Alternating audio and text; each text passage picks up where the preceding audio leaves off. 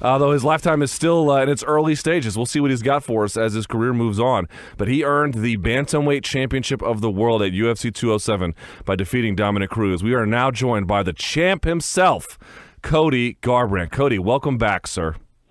Hey, thanks for having me, guys. But I got one question for you, Luke. Yes. Were you surprised? Am I surprised? You know what? I will be honest with you, Cody. I'm a little bit surprised. I'm a little bit surprised, and I'll tell you why. Because you were on this show, and this was the show where that talk about could you be Fighter of the Year if you won emerged. And I didn't think it was silly. But at the same time, I just didn't think Dominick Cruz would get, handled in the way that he did. And I am unbelievably impressed. Well, thank you. Thank you. I had fun out there. I just wanted to ask if you were surprised. But, it was great. It was great to go out there. I always believe, it's your guys' job to choose. And Dominick was such a dominating force, and no one could solve him, no one could figure him out. But I always believed, I'm thankful I got to go out there and showcase who I am and how I fight. So I want to talk about a few things. I know you've done some interviews out there. There have been a lot of good ones, but I kind of want to talk a little bit of X's and O's. So it looked to me, I watched the fight a few times now, it looked to me like counterfighting was basically the strategy from a general standpoint. But here's what I want to know from you. How were you able to not bite on the fakes and the feints? He never really got you to commit, so when he committed, you were able to light him up all night long. I really never think in a fight. I kind of let my instincts and my natural, reactions just take place. But we train those movements, and we excel those. We drill, and we go over things a lot of things that I hit on Dominick and used on Dominick. Is what we've been training for with my coaches and teammates. So we knew we could do that in practice, and I knew what I was doing in practice and how I was feeling, and I just knew I had to, not get caught up in those movements and breaks and watching him. A lot of people watch him because it's unorthodox. I fought so many times and so many different, a variety of different types of people, long, lengthy, short, stocky. And boxing, that's amateur boxing. You get a lot of those looks early on. So I've been fighting those kind of styles, those weird styles, or trying to, figure out someone. Boxing, especially in the amateur system and how amateur is. It's a kind of point system, so everyone's just throwing hella hard punches and not setting really anything up or using the angles and creating the angles or ring generalship using the ring, and so it was different for them. So a lot of those people didn't grow up in that kind of background of boxing. When they see those weird angles, and it's like, wow, they don't know what to do. And that's something that me and my uncle has done. We've always been taught as a pro style. Set angles up, work off our feet, work off our movement, being able to go left and right, forward and backwards with both attacking and being able to. The greatest thing he told me was, our offense is our defense. Our offense will set up our defense. Be a good counter fighter, and also be a good, well-rounded fighter. But I can do it all. I can counter fight. I can outstrike. I can out jab you. I'll even out dance you in there. Yeah, and you certainly did that, all the breakdancing. There was one time where you dropped him, and then you started doing, like, the robot over him, which definitely is a cool look. But what I'm wondering is, obviously you won the fight. Any regrets that you could have closed the show in that fourth round when you dropped him a couple times and you were out there showing off your dance moves? No, not at all. My thought was in there, I'm going to go knock this guy out. But I was just enjoying whooping his ass and making him eat every word, and just for everybody. It wasn't just for me in there. I just really enjoyed, being in that state of mind that I was in, just being in the present moment, just being so relaxed and so calm, and something I look forward to since I was, a teenager, to be able to finally have this moment. And I was like, I'm going to live it. I'm going to enjoy it. How many people get to say they get to do this and make it here?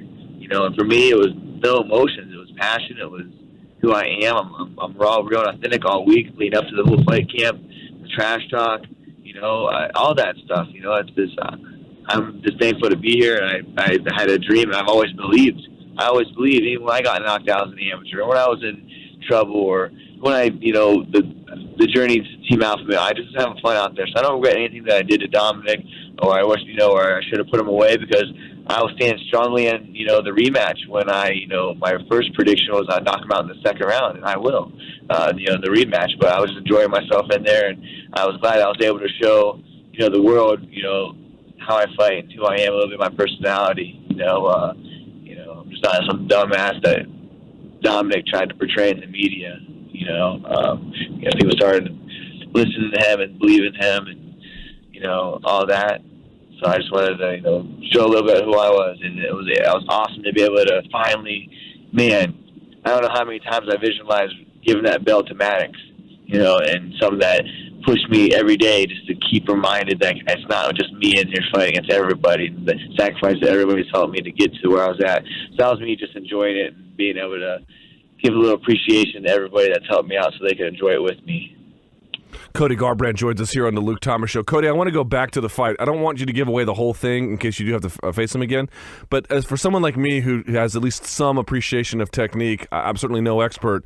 But give me something. What was something you were waiting for him to do that you saw that you had a counter ready? In other words, give me one pattern or one movement that you were just absolutely ready for, dialed in, and when he tried it, you owned him and ate his lunch money, or took his lunch money, I should say. Yeah, I mean, what really I was surprised by, or kind of The first 2 rounds was the filling out process because I thought I was fighting a fucking ghost. You know what I mean? I was like, this guy, everyone's saying he doesn't get hit, he's a ghost, and the media saying I'm going to be out there shadow boxing. So that was really I just kind of filled him out for 2 rounds, and I got his rhythm, and I saw that he was slow. That's one thing I realized that he was slow. That's one thing I wasn't biting on the feints and the fakes and the level changes, the switch changes, and the high-low stuff. And early on, I caught him with a punch, and he shook his hands down. He bounced getting his head right. It jarred him and rocked him. So he shook his glove. Every time I would hit him hard, he could go back in the fight, and he would shake his gloves and be like, I'm good. And that's what I knew when I first hit him. I said something, I was like, I hurt you. And he was like, he talked back to me. He said, no, it didn't. He said, no, you didn't. That didn't hurt me, you little bitch. Just shit-talking each other the whole fight until the 3rd round. I came out the 3rd round and hit him with that head kick. And I fell on my ass when we went to a scramble. That's what cut him. And the way that he saw himself bleeding, I knew that he was done. He looked at his hand, and his eyes got real big, and that's when I looked over to him. I said, hey, Dominick, are you having fun yet? And he didn't reply back to me, and I knew that. I just stayed calm, picked my shots, don't get overzealous, don't go looking for the knockout that I would have this guy how I wanted to do. I could do whatever I want to this guy, and I was able to show, movement, head work, and also I was able to entertain. I was able to dominate and entertain, and that's what I truly have always believed I was going to be an entertainer. But it was great to finally go in and fight Dominick. I've dreamed and envisioned fighting him since I was a teenager and winning a world title. So I'm just thankful that I was blessed with the opportunity, the dream, and the courage to chase it, and the people that have supported me since day one. Cody, can you speak to the game plan itself again? Not the specifics, but I mean, the team Alpha Male had a number of tries against Dominick and it never quite worked out and went amazing for you. What was the difference? One, it has to be you, an athlete, the guy who has your skill sets, your mindset, your background. But two, I'm wondering, not that you couldn't come up with this on your own, and again, you mentioned you were able to sort of feel the fight and make your own choices as the fight went on. But I am curious, to what extent do you feel like all of those failed attempts initially to get Dom to fault someone from Team Alpha Male, they finally had him figured out and everything just fell into place? Everybody. I mean, that wasn't just for me. That was for everybody. That was for the past people that spot him. All of their influence and experience, played a direct part in my success. Obviously, I'm a good athlete. I work hard, and I'm a savage in there. But it was them guys, their experience, that really made me calm. I believed in myself. I always believed in myself, but here's the guys that I looked up to, and that are pushing me day and day to get better and to get here. And I made it here, so I believe in these guys like they believe in me. So we just all believed in each other. We always believed out there, man, Cody's gonna be the champ. We had no doubt in our mind. The whole fight camp, really since I got out there, since I got out there and started working hard, it just takes time. It just takes time to finally, get your shot, get your opportunity, let things fall into place. And then when you're blessed with these opportunities, you go in there and make the best of them. You're blessed with these opportunities. You got to go out there and perform. Has the UFC spoke to you about what's next and when you might return? No, it's I had 4 fights, in 1 year, 4-fight camp. So I'm just enjoying this time. I got to get back with Dana and Sean and my management company and see what the next, and my coaches, see what the next best move is for us. But right now, I'm just enjoying it, enjoying some time, and just taking it day by day, trying to soak it in a little bit. What are your vacation plans? Well, I definitely have to go back to my hometown and bring that belt back. I got a little bit of media I have to do in New York and stuff. Some obligations first. But I don't know. We were thinking about maybe going to Mexico for a few days. We'll see. I got to go and see my family and the town that raised me and the city that molded me to who I am. I like to go back home and see the people. See the people and give the belt to Maddox. I can't wait to put that in his man cave and do that. So got a few things, but just trying to enjoy it all and try not to get overwhelmed by things and just really enjoy life. Let me make a pitch to you. I know you've said that you'd give Dom an immediate rematch. You're looking to the big fights against, Aldo or even McGregor, and I get all that. I mean, who would be upset at any of those fights? All of them would be great. I still am going to make a pitch, if I can, Cody, for the TJ Dillashaw fight, and the reason why is, A, the Team Alpha Male story is kind of interesting, but forget all of that.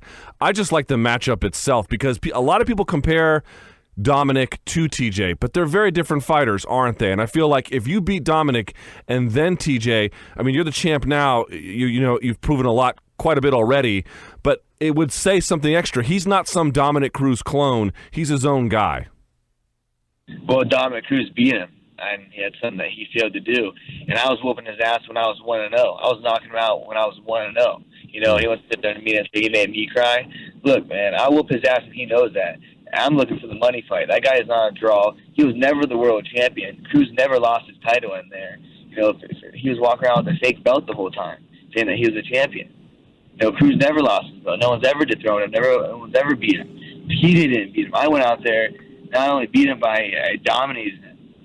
So I'm calling the shots. If TJ wants to fight, he can get the fight, but it's about my teammates and what makes most sense for my career. I know the story with everything, and it's going to be personal. I know what I'm going to do to TJ. I should save everybody the $60 pay-per-view and put out the video that nearly 3 years ago knocking his ass out. But he's got to make me motivated to get the fight. I don't know, but we'll see what they want. But I'll gladly whoop his ass. Cody, before I let you go, in an ideal world, when would you return? I really can't say right now. I would say June. June would be like a target date for myself. Like I said, I had 4 fights this year. I'm healing up for some, wear and tear on the body in the camps, and get refocused, regroup with my team, make a game plan, set goals, and tackle them and go after them like we did this year. And it's about regrouping with my team, family, supporters, making the right decisions. It's a small window of opportunity for fighting. And to make it, to do all that. I'm being smart. I'm young, but I want to make the best. I want to have a life outside of fighting, and be able to enjoy that too, just like I enjoy this right now. Well, it was an incredible win, one of the best, not of the year, but I don't know, one of the better ones I've ever seen, and seeing a champ dethroned, especially a guy who was in the pound-for-pound list. Cody Garbrandt is not merely your UFC bantamweight champion of the world, he is arguably your 2016 Fighter of the Year. Cody, congratulations on all your success. Happy New Year, and we look forward to your next move inside the octagon. Luke, thank you so much for all the interviews and getting my name out there in the beginning. Talk to you guys soon. Right on. Yes, sir. There he goes. Thank you so much.